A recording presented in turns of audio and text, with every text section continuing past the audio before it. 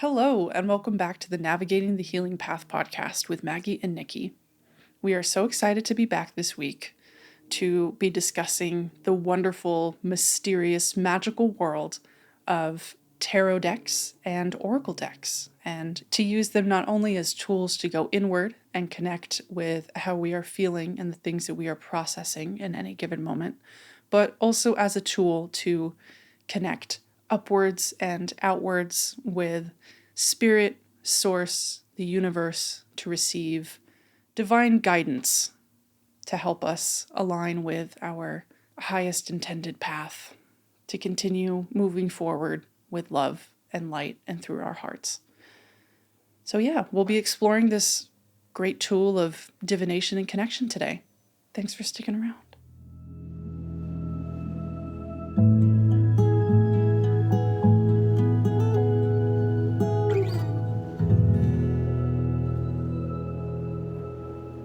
All right, welcome. Yay! I love this stuff. This is super fun. I've been really looking forward to this episode. Mm-hmm. So, as we say every week, I know we love all the topics. We love having these chats. It's very true.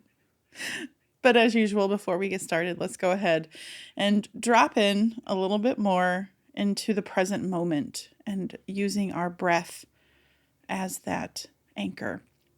So breathe with us. Breathing in. Fully receiving the breath, allowing it to expand down into the diaphragm and slowly releasing it. And then one more nice deep breath. Feeling the relaxation washing over you, allowing your mind to settle and your consciousness to enter into the heart space. Let's do this. Thank you for the breathing guidance as always. Tarot and oracle. I love how prominent they are in the world's culture at this point. I don't know whether it's just the algorithm feeding me things, and the interwebs and what have you. But I like how there's such an abundance of divination tools and guidance out there that's being offered for us who are on a spiritual path, who are looking for some guidance and some answers or inspiration, understanding, food for thought, as we learn to navigate our lives in the path that we are walking. When did you first get introduced to tarot? Like, how long have you been kind of playing or dabbling in this? Yeah. It definitely feels like more of a recent development. I guess within the last 5 or so years, it's kind of slowly grown more and more on my radar. Since like 2020, as I commonly say, felt like the main spark and igniter for my inward spiritual journey. I don't know, there wasn't too much of that stuff until I had met you and we started doing meditations together. I feel like that's when I started getting more introduced to, I guess how some people would label like new age spirituality things, because that's also when they started getting really popular, it seems, is around, I don't know, 2022 maybe. But in the last year and a half, I would say, tarot and oracle decks have become more of a practice in my day-to-day life and as a spiritual ritual. But I mean, I've gotten random tarot readers coming across my like YouTube feed. I always try to use discernment. There's really only one or two that I deeply connect with on a semi-regular basis now. And that's been an ongoing flow of things. But yeah, probably just first got introduced around like 2022, started growing interest, but in the last year, I think that's really where my practice, just using it for myself and as a tool and practice and ritual to connect with spirit in this particular way. So, yeah. What about you? Because they've had, I mean, tarot has a very long, rich history. It does, as we've just recently learned, since the 1450s. Yeah. And I didn't know that it started as just a card game. Mm-hmm. Yeah, they were playing cards for about, what, like 300 years or so? Up Yeah. until 1780 something is when it switched to more divination and spiritual based. Yeah, I found the evolution of that quite interesting. Mm-hmm. But also that makes sense too on some level in my brain. But yeah, for me personally, it wasn't the tarot deck that I first got introduced to. So I was very open as a young person Mm-hmm. and very curious about spirit and messages and connecting and like all of that. And the first deck I had, I think I was like a teenager at this point. I knew about tarot readings and palm readings and medium, guidance and going to a psychic and everything. Mm-hmm. So I became open. I started learning about astrology, and I got like an astrology book. And at this store called the Purple Lotus, I think I've mentioned before, had the book, and then they also had this other deck. And I'm trying to go through the catalog in my brain of what was that called, but I can see an image of it, but I can't remember the exact deck. But it was like an oracle deck basically, but it didn't say an oracle deck like they do today. Mm-hmm. It was a set of cards that was there to help you understand parts of life and what you were going through. And being like 14, 15 years old and being just totally delighted by this. And I would just do readings for anybody who wanted it or asked. And it was like my friend and my cousin and my mom sometimes and me a lot. And I started getting the feedback of, how do you do that? I'm like, do what? What do you mean? And they would say, that's eerily accurate. That's exactly what I'm going through right now. And I believe that was where I was beginning to practice the connection to feeling the cards and knowing and feeling in my hands or my being which ones were appropriate, right? So I got a lot of really positive feedback and regard in this way, and that delighted me. And it felt like a gift that I got to connect, listen to the person who's asking these questions, and then feel into the right spread. And then I love reading. I love reading to people and speaking in general. So I would read the passages and they would be moved and grateful. So it became something that I just already had this foundation of like in. And then as I grew and moved out here to California, I got my first tarot deck after I started dating Josh, and he took me to the Bodhi tree, and he's like, they should be gifts for the most part. Tarot decks should find you, Right. and Yeah. you develop a relationship with the deck and the cards, and you learn to connect and intuit into the card itself and what its meanings are and how they can be bundled and how the meaning shifts and changes. And for me, the tarot was just like, wow, that's just a lot. And I dabbled a little bit. It really is a lot. There's 78 cards, two different types, the major and the minor arcana, and just every card has a different meaning and flavor and energy to it. It's very time consuming to learn. It is a commitment and a discipline. Yeah. And you have to want to do it.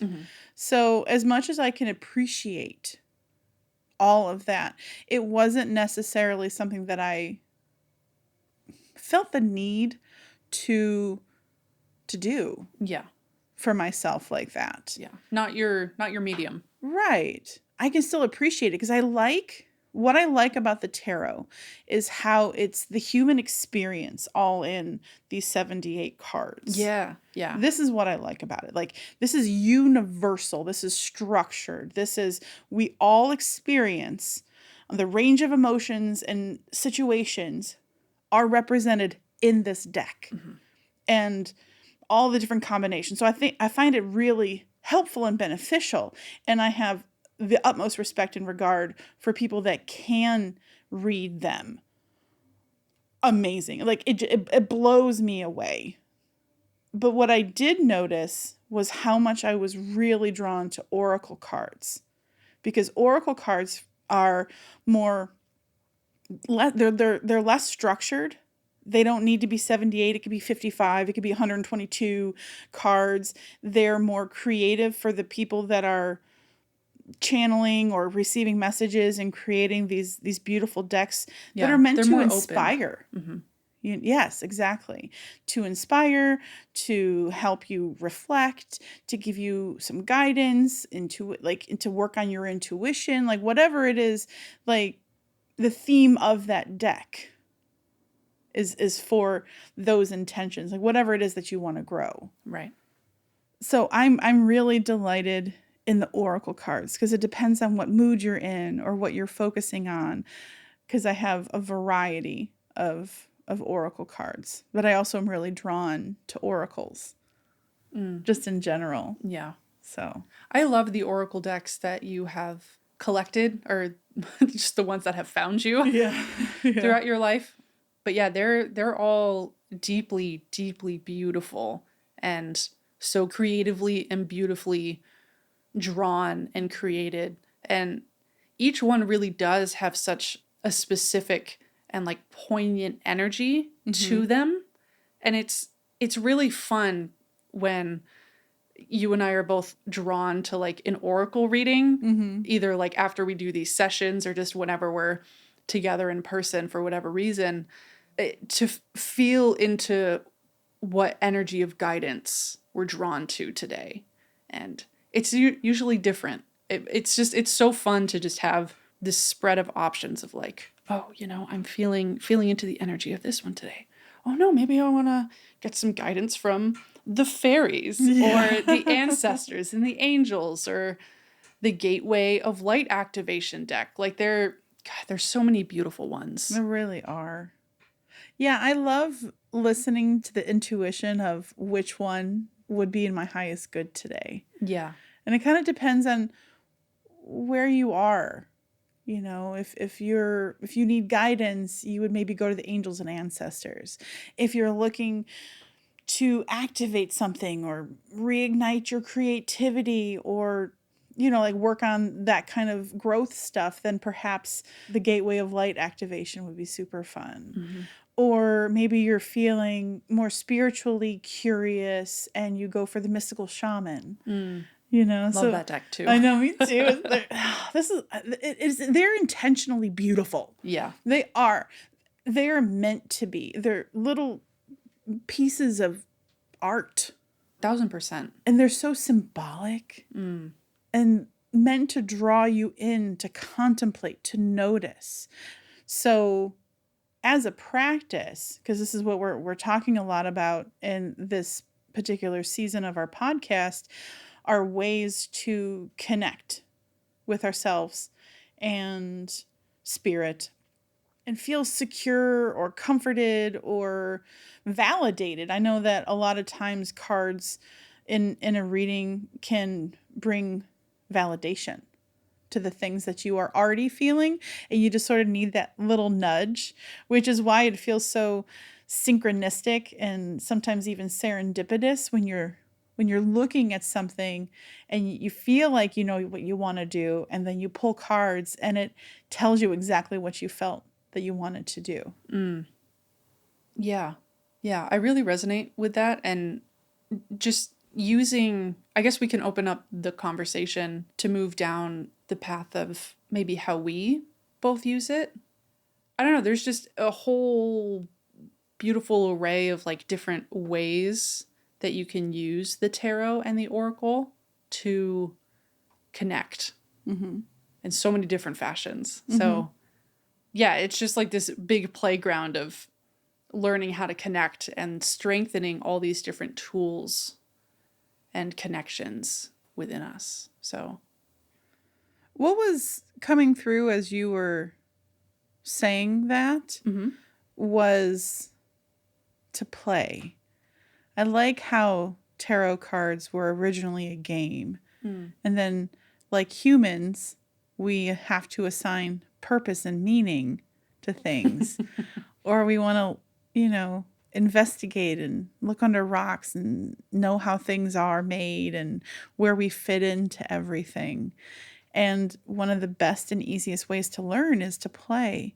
And so I just really like having a lighthearted, open, curious perspective before I engage in this activity, because it's meant to be taken with levity, with light, nothing so serious and fear-based. Like, if you don't change, the tower is going to fall and crumble. Like, there's so many different ways to read and interpret, and it really depends on your perspective, on what filters that you see life through.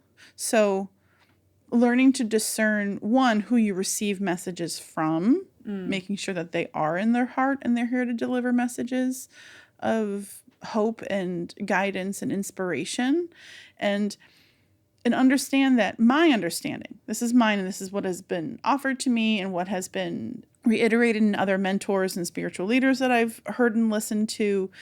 Spirit doesn't just deliver bad news. They're not fear-mongering. They're like a hey, this could be a big challenge for you.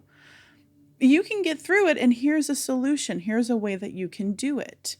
When you're missing that piece, then maybe the person who's channeling or reading and interpreting these messages isn't quite in alignment with that positive pole of perspective. Does this make sense? Yeah, that does make a lot of sense. I've experienced that sometimes, just like doing readings for myself. Mm-hmm. Like if I am going through a particularly challenging period, or my mind and my fear and anxiety is really activated, and I try to go into a reading for guidance. Now, granted, this happens more with the tarot deck than the oracle deck, which would make sense because the tarot does feel more like a reflection of the humanness of this life journey on Earth as a human. Like the physical part. Yeah. It feels definitely more of that reflection of what the ego's challenges are. Or not always challenges, but I feel like that's generally what people do readings for, is helping them to receive guidance on how to overcome something or what to do about a particular challenging situation. But yeah, and then I find that the oracle, it does feel very loving and light and spiritual and sent from the divine. Not to say that tarot isn't, because obviously for me, I always call in spirit. But to continue the original thought, sorry. When I go into doing a reading with fear and anxiety and lots of mental stimulation activated, that is definitely a part of the energy that I get back, or that is reflected in the reading. So something I've been trying out lately is starting and ending with an oracle card and letting the tarot be the reflection of me, but still having that extra higher guidance to really ground in the love and like the higher spiritual perspective. Because I think, yeah, for me, the tarot, it is a very strong reflector for me, but I'm not always living through my heart and in that deeply spiritual space where spirit is always in that space and is always ready and willing to deliver messages of love and light and beautiful guidance. Yeah, where you're situated really does affect how you receive the messages, which is why sometimes it's helpful to have a neutral party do the reading for you. Yeah, I think neutrality is a very important part of doing a reading for yourself, reading for someone, or receiving a reading from somebody else. But yeah, I think, like you said, understanding the difference in quality of the messages and the frequency, being able to distinguish from fear-based messages and love-based messages is very key. But yeah, I mean, that's one of the things that I love about all types of decks of divination, is it really is such a great playground. Like you said, it's a tool for play, which they've both been huge in helping me play with feeling into and discerning different energies. So, do you have a particular ritual when you go to the divination cards? Like, what is your process? Because I know that you've been working with the tarot for a couple of years now, and I was just curious as to what your routine is. Yeah, a couple years might be kind of strong. I forget when you. It was probably last year when I went to the bookstore with Lacey. I got you the new tarot deck. Yeah, the New World Tarot deck. Yeah. Yeah. Side note: Nikki is so just like wonderful, and when the inspiration strikes, when she sees something, that she's just like, "Ooh, yes, this would be really great for one of my friends." She buys it, which is so beautiful and generous. So both my tarot deck and my oracle deck, I have one of each right now, are both so graciously and kindly gifted from Nikki, which also follows the rule that you told me before and mentioned in this episode is tarot and oracle decks. I guess this is more for tarot, maybe. The rule of it's generally gifted from someone else to you. It's nice when they find you. Like, I am not ashamed. I have bought decks, but I've also been like, I want that deck to my family. I'm like, it'd be so cool if I had the Moonology. It'd be so cool if I had this deck my friend just used on me. So you lay the seeds down, but ultimately there is nothing wrong with buying yourself something, you know? Mm-hmm. But there's just something synchronistic and spiritually aligned when it's gifted. I took my cousin to the store one time. Well, we went together. I was visiting Ohio, and I'm like, want to play a game? And I said, look at, there's a whole table of tarot and oracle decks. And I said, which one are you drawn to for me? Right. And then I played the game with her, whereas I picked out 3 that I was drawn to. And she picked one that was in my top 3. And so that was the one that I ended up buying for myself. Heck yeah. So that's awesome. Yeah, the synchronistic aspect of it is super fun. Yeah. It is very nice to be like, oh, like this found me. This was meant to be in my life at this particular point in time to use as a tool to help me along my path. Mm-hmm. But yeah, to go back to the initial question, talking about any sort of like practice or ritual I have, in the last year and a half or so is mainly been where I've played more with it and kind of set more of an intention and a practice with the cards. I've had the tarot deck a lot longer. The oracle deck that you gifted me was very recent, like within the last like month or 2. Mm-hmm. And I've had a different practice with that than I have with the tarot. But when I first received the tarot deck, first thing I did was I left it on my big selenite wand for a 24-hour period.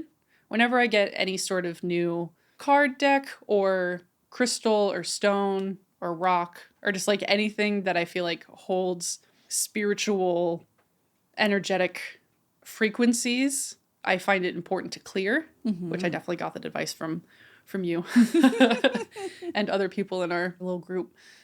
So I left the deck on the selenite wand for 24 hours because that's a very clearing, cleansing, releasing crystal.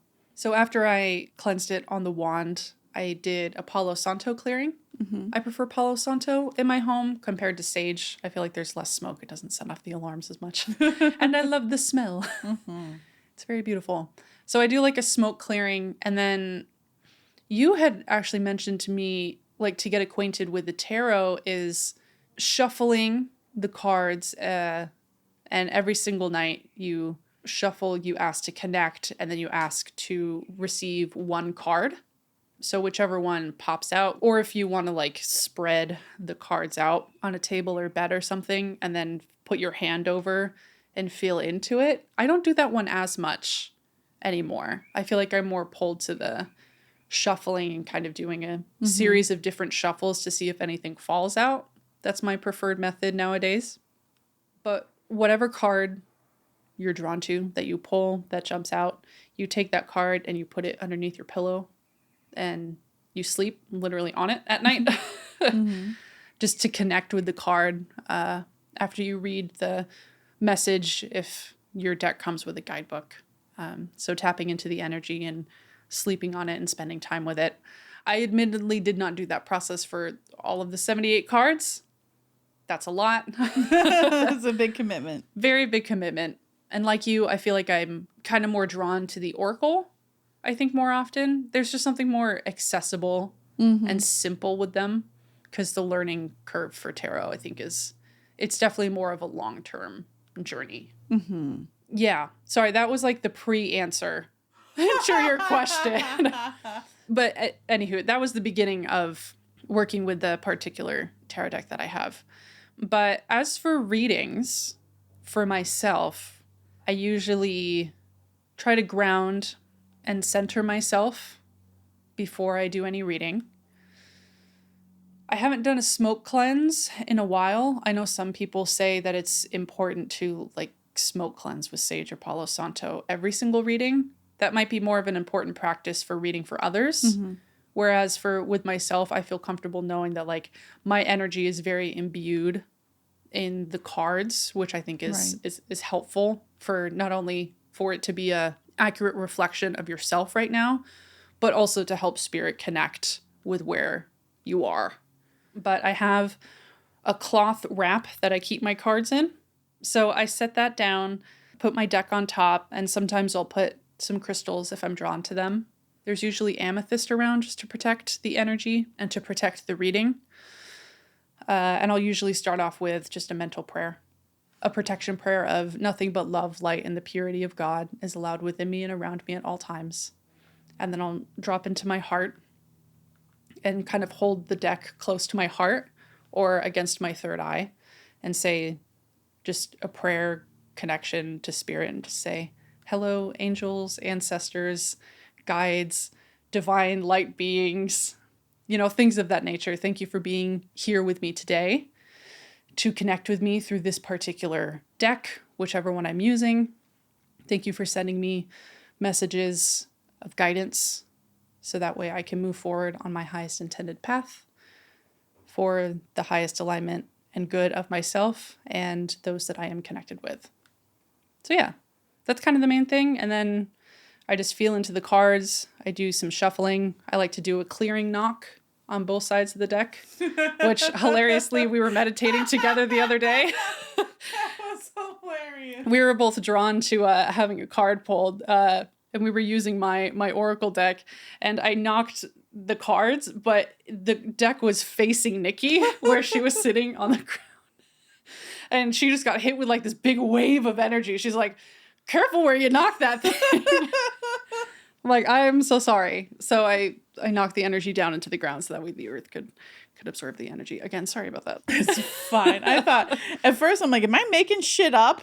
Like, what just happened? Like it's confusing sometimes. Like, did I feel that? Like, but I did. I felt something. Okay, yeah. I'm sure you've never had someone knock an Oracle deck at you. So no, that was the first.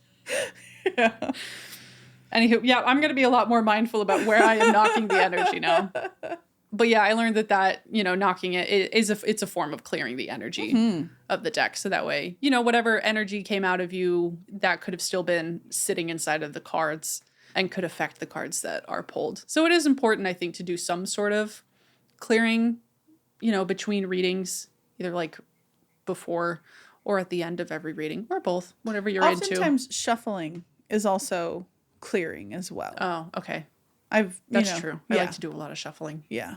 That's also a fun practice, is feeling into the energy of like, and the intuition of, okay, how much do I need to shuffle? How do I want to shuffle? How do these cards want to be handled today and worked with? Like literally every single reading that I do for myself is different. And it's very much an intuitive practice of what wants to come through. How does everything want to be handled today? The cards, are there any stones I want to work with? It is really just a beautiful practice of being really present, tuning into what your body is feeling, and connecting with the cards and whatever other resources you're working with. Just really sharing that energy and being in the moment together. I think it's really beautiful and it's really fun to play around with. But sometimes I do like to try to set the parameters with spirit. I'm like, okay, pull me 3 cards. Like I just want a 3-card reading. But more often than not, they have the plans and the rules in place. And they're like, no. Like literally like 2 weeks ago, I sat down, I was just going to do a simple 3-card reading. I ended up pulling 9 cards.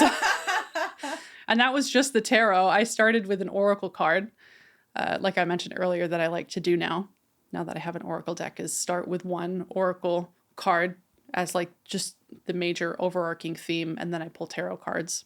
Yep, ended up pulling 2 oracle cards and 9 tarot cards in total. And I was like, I went into this thinking it was going to be simple. It was not simple. But sometimes spirit has other plans and has more ways and better ways than we sometimes know or think that we know that we want. They have other methods of connecting with us to get their messages through. So, yeah. It's a very open, mostly just like playing and tuning into my intuition and just using it as a practice of connection. Yeah, I can totally see that. I like the experimentation that you allow yourself to run through, from shuffling differently, waiting for jumpers, or feeling it with your own hands for the tingliness, or the, whatever, however it connects with you for it to come through. Because I've recognized an evolution of how I pull cards as well. I'd love to hear about that. Over the years. Yeah. So I like your practice. I think that's really solid. I know there's a lot of resources out there where you can learn how to connect and read and do all of this. So we totally encourage you to do your own research and find your own way. Because just like every psychic or medium channels differently, each individual is going to connect with cards differently. Absolutely. And I think it's a practice of setting the intention of grounding oneself and being present in this moment, being really clear on what the question is or the issue, and then being open. And so what I liked hearing you talk about was how you're like, okay, I want 3 cards, right? You're trying to create these parameters, these boundaries for spirit. And they're like, but you still remained open. Yeah. So while our ego does try to come in and commandeer and manage this whole thing, ultimately the practice is opening ourselves to connection and to receive the guidance and inspiration and really reflect on the messages. It's why I believe oracle cards are so artistic and beautiful. So you are drawn in to notice the feathers, notice the lights, notice the colors that were picked and how it makes you feel. Like, what does it invoke in you? And so while you have these ideas, it's good because that's the focus. That's the intention. Always great. But be open to more. Right. Right. You're like, hey, can I have a bowl of soup? And the spirit's like, yes, you can have a bowl of soup. Would you like a 3-course dinner as well? And we have a lovely array of desserts. So exactly. Try not to limit yourself, but also keep it focused. And it's not the best practice to ask the question over and over again in the same day. The rule of thumb that if anybody goes out there and researches, you do 1 reading a day. It's 1, typically in the morning, because it helps you set the intention for your day and your awareness and your all of that. I like to use them as a reflection at nighttime. Amazing. Another great practice. It just depends on what you need. True. Yeah. Right? Like, where are you? What is it that you need? If you're worried and anxious in the morning before a meeting or a job interview or a date or whatever it is, and you want a little comfort, do it ahead of time. But if you are inspired at night to be like, to reflect on your day or the things that you learned, or like, what was that about? So it's really wherever it feels most appropriate to you. But have the intention and be open to more information to come in and more data, and be curious, and then be grateful. Thank you for the messages. I'm going to think about this. So that's really nice. I like it. It feels good. Thanks. I think it's a good practice. I also like it. Yeah, and ultimately that's why we use these tools, is because it feels good, and it brings us some joy and supports us in ways that other things can't. I also like it as a means of connecting to your intuition. Yeah. I find that the more you open spiritually to messages, to connection, to using these kinds of cards, your accuracy really excels. Yes. And that's usually one of my signs that I'm like, "Ooh, you're so connected. That's so much fun." I really delight when a wholly accurate card comes up. And it's likely they all are going to relate. They are. They're universal, whether it's the tarot or the oracle cards. They're going to affect you. But it's almost magical, the ones that do surface. It is almost like that is what I needed to be reminded of, or that is the very thing I have been working on. And it's just uncanny sometimes, like too accurate. It's really wild and bizarre and super fun. Like it's fun. It's partly entertainment because, again, learning is fun. They want to deliver messages with lightness. So lean into that. Have fun with it. At the same time, being respectful.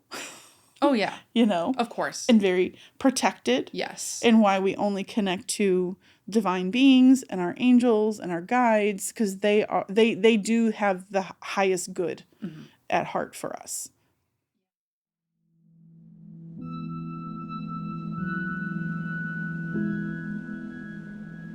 Hey there, everyone. It's Maggie here.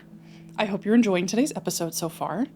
Nikki and I just wanted to take this time to say how grateful we are for all of you who choose to spend your valuable time with us each episode, and for liking, commenting, subscribing, and sharing this incredibly soul-fulfilling project of ours. Your support and interaction on whatever platform you're listening from not only helps spread these conversations of light to the people that they're meant to find, but they also help remind us that what we are creating here is resonating with you, and that we're being of service to the collective whole, which is such a strong intention for both of us and is like truly such a wonderful gift. We also wanted to quickly share that if you were called to support this podcast in a more personal way and support us, you can become a member of our Patreon community, which has several monthly donation tiers to choose from, and it gives access to exclusive content like very special monthly guided meditations led by Nikki herself. These proceeds directly fund the cost, time, and energy it takes to continue creating and publicly sharing this podcast, which is such a monumental help for our two-person DIY production here. So a huge, huge thank you to all of our existing and future patrons. Your support genuinely means the world to us. If you'd like to go become a member of our community, you can find the link in all our description boxes and homepages of wherever you're listening from. Or you can type in patreon.com/NTHP podcast, all lowercase, into your search bar, whatever works for you. All right. Thank you so much, everyone. Now back to the episode. I have more questions coming in, but did you want to first share anything from your practice? Like a quick, oh, well, yeah. I mean, I wish I had more cloths around. I do know that cards do like fabrics, and not to be like on hardwood or something. There's just something about respect and reverency for these tools. Or like even on an altar. Yeah. My altar's kind of full. That's true. I don't do readings there. But right now I like to do my readings on my massage table. Because it's grounded. I have salt mats, and this is like a clear room, and it's a very grounded room, and it's covered in soft fabric, and so it just delights just to do it there. We could sit on each side, so that's just sort of fun. That's just my practice with this. I love the readings on the table. It makes so much sense to me. It's perfect. Yeah, but to answer your question from before, my process of pulling cards, because I've always been really curious, because I had the feedback a lot and consistently that I'm very intuitive, and how do I do that? And I'm like, I don't actually know. It's not even me. It's a feeling. It's like, oh man, it used to come in like because I can hear things sometimes like inside my head. I don't have the clairaudience that allows you to hear outside of your own body, but I can hear it inside my own head. Is it the sound of your own voice? Sometimes, Like it's a thought that just comes through? I don't even know. Separate conversation. It's just a voice. Okay. Or just like a knowing or like a thought of it's this one, that one, that one, you know? Okay. And it was a feeling a lot of times. Like in your hands, like an energetic sensation. Yeah, like when I would get to the card, it became more not severe, but more pronounced once I started meditating and really started walking the spiritual path around 10 years ago. How I pulled cards changed because how I was processing energy changed because I opened myself up to feel things actually again like 20 years ago, and I've been practicing ever since.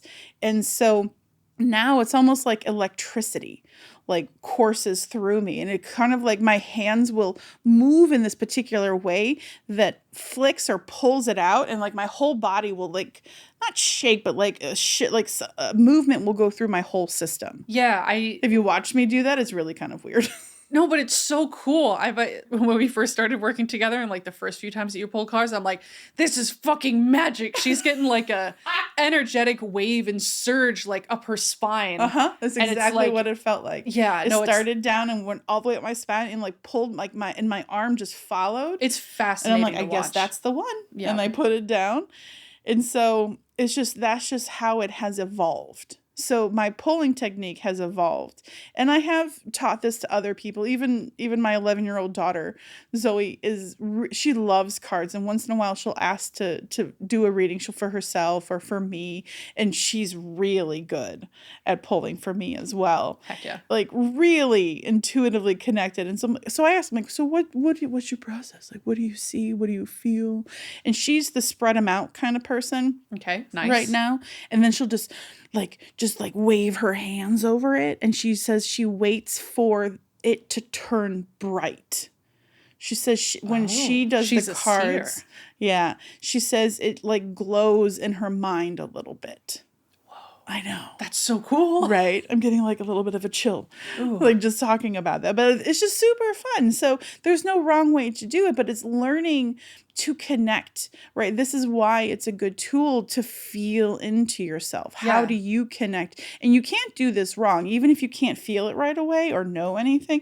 Just the practice of doing it, using meditation to connect to your body and feel energy flowing and moving and releasing and whatever that practice is. This is just another way to connect to spirit, to connect to yourself, to receive, which is a great tool or a great muscle to work out. Yeah. And being open to the evolution of your own process. So, yeah, just like everything else, there's growth and progress and a deepening relationship. And I just delight in it.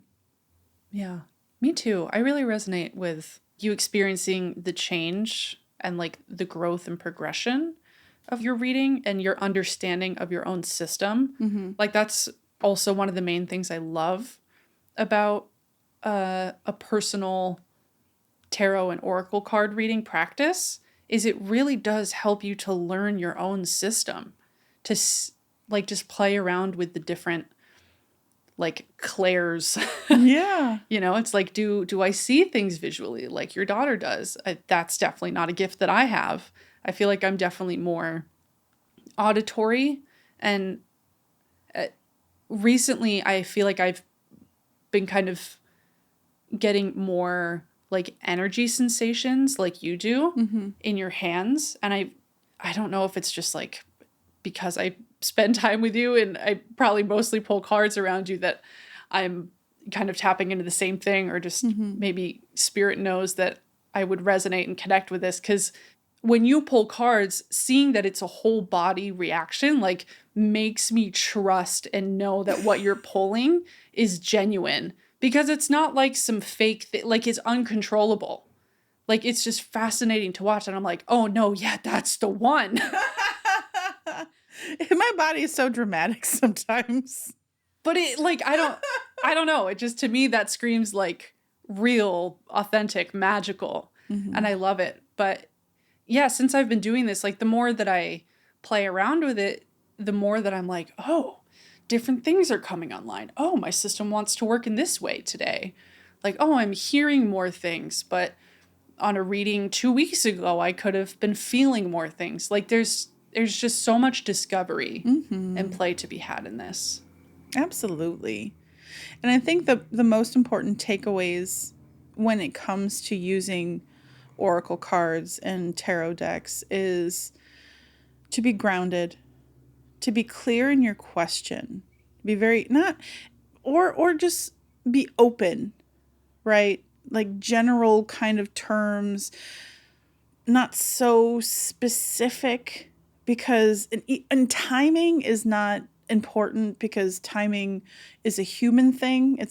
It's not, spirit doesn't work in time. You mean asking for like a specific Yeah, like, timeline of a when situation? am I going to get a new job, or is this, like Right. yeah, like, so timing is harder. I'm just trying to mitigate expectation ultimately, because that's not what they're here for. They're not going to be like, on July 7th you're going to have a special guest, like that's not how it works. It's broad, general, big picture kind of things. Yeah. Right. I feel like the way that you and I both use cards, it is more of a way to connect with ourselves and with spirit in a moment for general guidance and messages. It's less so of the fortune telling kind of style that I think a Right. lot of people look for online for like online tarot readers. And like, if that's your thing and it resonates with you and it gives you good guidance, by all means, go for it, do your thing. That's awesome. But yeah, I think for us, we're less focused on the Predictive nature of it. yeah, we're more just like, where are we right now? Right. Or co-creation comes through too. Yeah, Like support in you creating your path.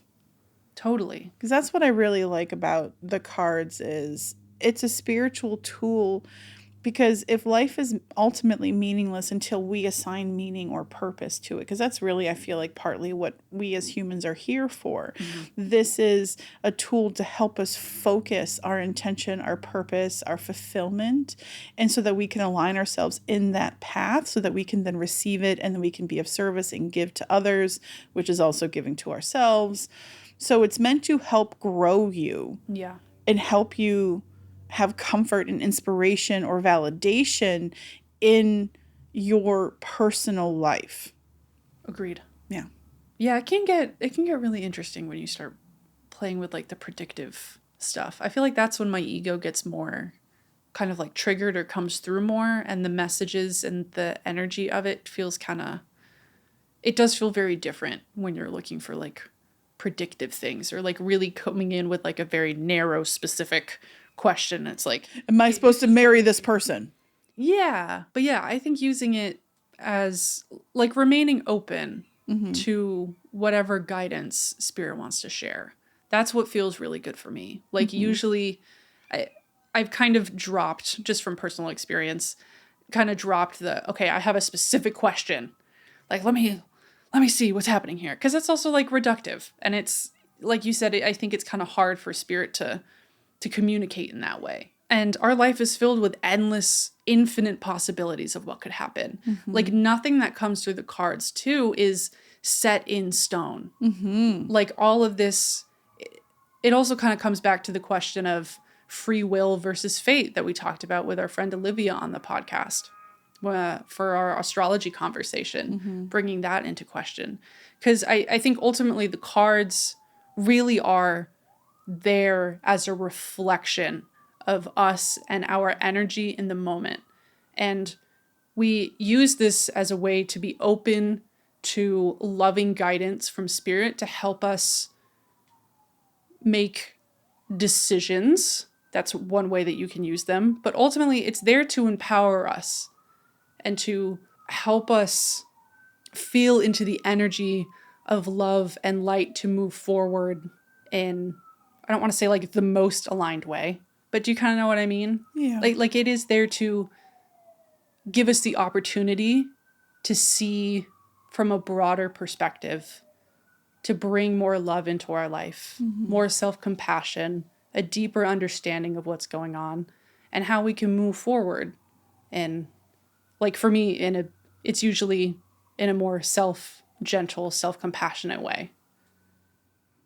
Absolutely.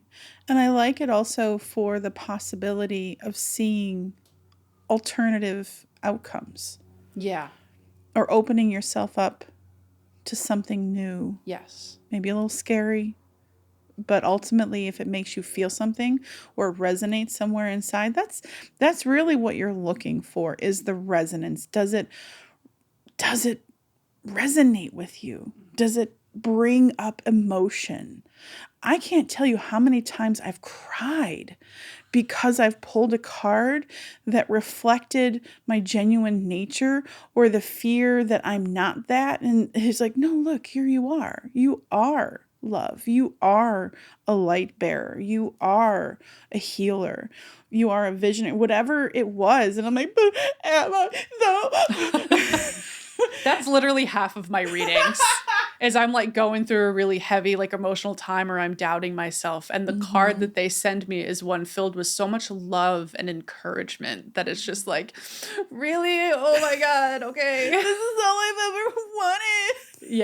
Yeah. So you get to practice and receive that and embody that and take that love and encouragement and integrate it and walk the path. Mm-hmm. So at this point, I rarely ask specific questions anymore because to me, it's irrelevant. My perspective now is I manifest my reality. I create my own reality through my perspective and the filters of which I view life. I've spent a decade now working on the programming, the limiting beliefs, the things that have clouded my vision, where I would see things that aren't really there, like whether they were trying to use or hurt me or abuse or take or whatever it was that was causing all these negative feelings, removing those filters and just shifting my perspective. So now I like to play sometimes and just ask like, okay, what do I need in my highest good? Yeah. Like, what do I need to know or understand in this situation that I'm in currently? Mm-hmm. Oftentimes there's a 3-card spread. A lot of people like to do past, present, future. Super great. Love it. Especially if you want that like little snapshot. Mm-hmm. Like, this is what I was working on that I'm transitioning out of. This is where I'm at now. Awesome. Totally feel that. This is the possible future outcome if you keep going along this path. Yeah. And like you make no changes. A chance for reflection and clarity. Right. But I also love the other alternative 3-card spread, which is it's like challenge, strength, outcome. Like the situation of your life. Like, what is the gift? Like, what is the gift of you? What are you bringing here? Where are your challenges right now? What is it that you need to work on? And if you balance these things, this is a possible outcome. There, I think that's what that was. So it's like gift / present situation or present opportunity. Yeah. So there's just so many different ways, and you can make your own up. You know, Totally. But that's also why I love the guidebooks, because if you're starting out fresh or you're new or even like intermediate, sometimes it's nice just to have the intention of the author and like their layouts, because I also trust they were divinely guided, you know, and there's a lot of really cool information in there that I wouldn't have even thought of. They're a great foundation to start off with. They really are. Especially if you're like just learning your system and like what works for you and how you like to connect with spirit and how spirit likes to connect with you. That's definitely a great place to start. Mm-hmm. But yeah, I also like to play around with them and to keep like that broadness open. Like usually after my prayer, the intention that I set for a reading most of the time is just whatever messages, guidance, information you want to share with me in this exact moment, I just open myself up to receive. And just let the reading be whatever the reading is going to be. Mm-hmm. Well, I find tarot readings so interesting. This is why it's really a big commitment when you learn and you have a relationship with all these cards, because I've had tarot readings where you ask the question and then they lay them out and then there's more. And then they combine certain things and these combinations bring more information.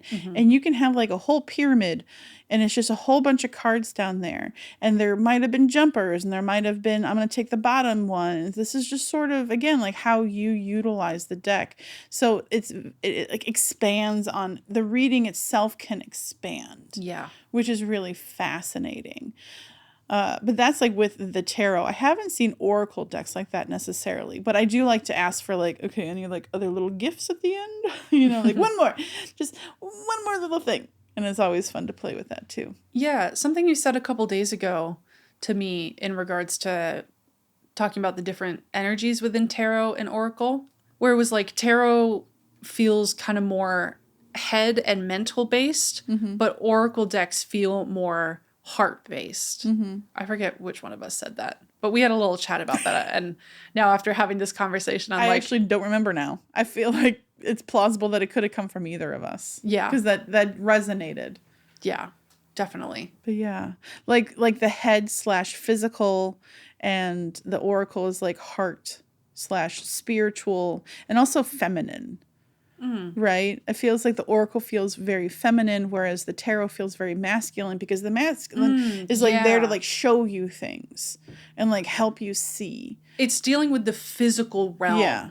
Yeah. Manifestations and actions that you may need. Yeah. Yeah. I guess that's a better way to put it. It is the feminine and masculine energy difference. Tarot does feel more masculine to me. It does for me. And, yeah, that's just my experience of them. Yeah. To each their own.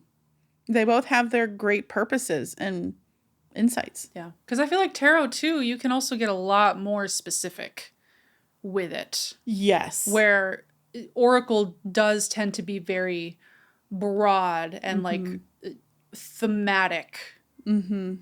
Kind of energy. Because the tarot has all of the life things, like, because you have the different suits, like Pentacles is about money and typically and abundance, and Swords are about emotions and a lot of challenges or mental triumph. Energy. Yeah.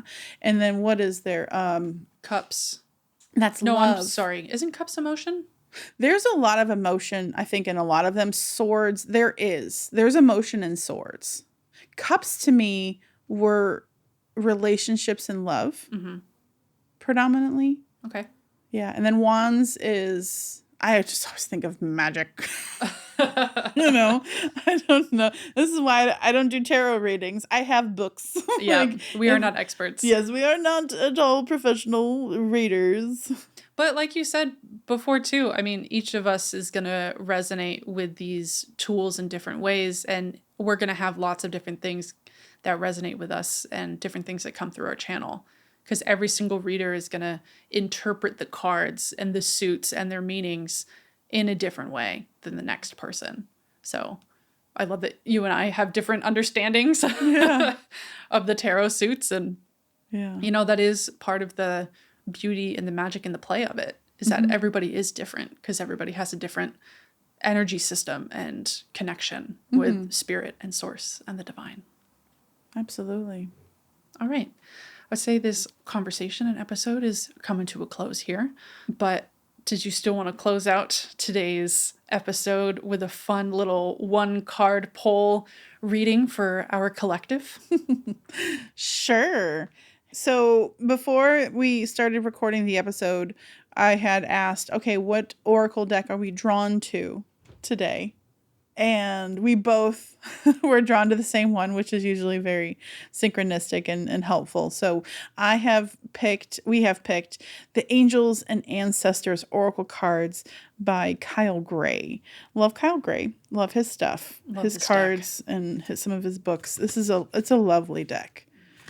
I'm already grounded, but I will just go ahead and set my intention again. I am grounded. Thank you, Spirit, for being here with us in our highest good. What is the message that the collective could use the most right now?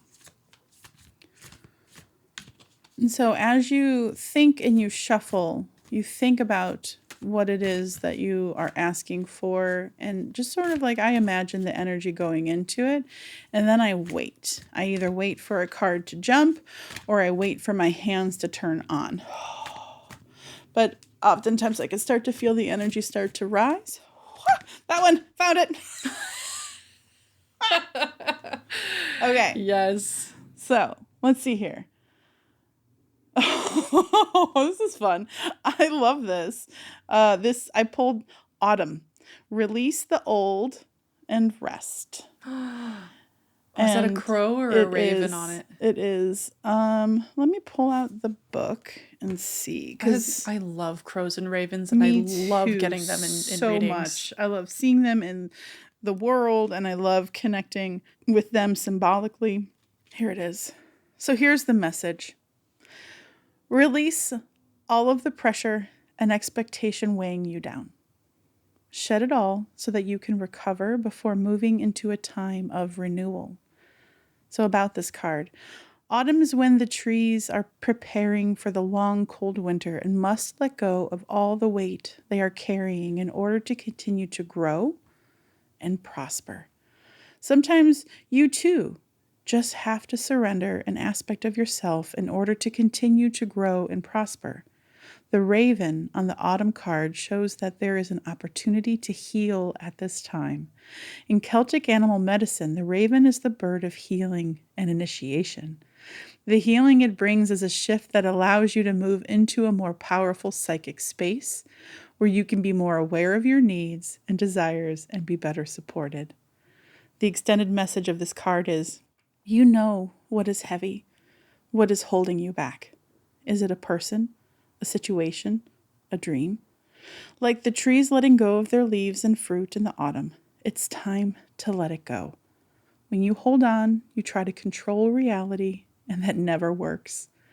When you let go, you make space for the new to enter your life. You are being guided by your angels and nature herself to release whatever is stopping you from moving forward. And you can do this. When the autumn card arrives in the future position of a spread or as the last card of a reading, it can also indicate that the coming autumn will usher in important energies with regards to your question or intentions.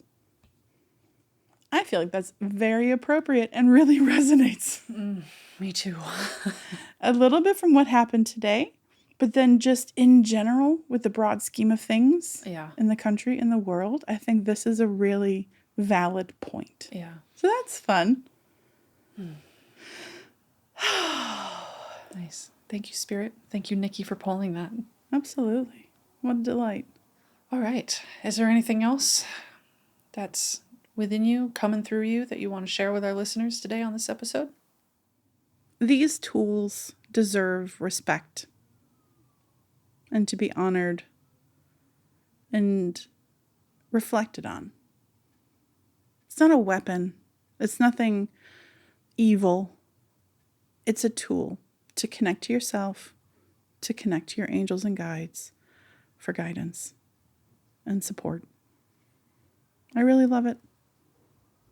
Me too. I really do. Yeah. Mm-hmm. And I love that. Yeah. Treating these cards and these tools with the utmost respect and working with them with integrity and love at the center of it. Mm-hmm. All right. Well, thank you so much for being here today with too. me to have this lovely conversation. Me too. This was nice. Thank you so much. Yeah. And thank you so much to the listeners for joining us in this episode today.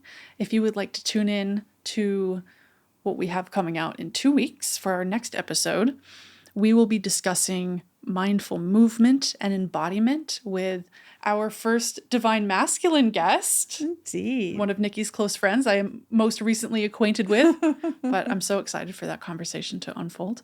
But yeah, we'll be talking about moving and getting connected with our bodies, which is such a key thing in this work. Absolutely. And if you are interested in some more content or to support us in any way that you can, head on over to our Patreon. Link is in the description below. This month we are going to be uploading a side reel where we're going to be giving each other readings. So if you're interested in what Spirit has to tell us individually, then head on over there. I'm sure it's going to be a great time. All right. Until next time, be well. You can have the last word.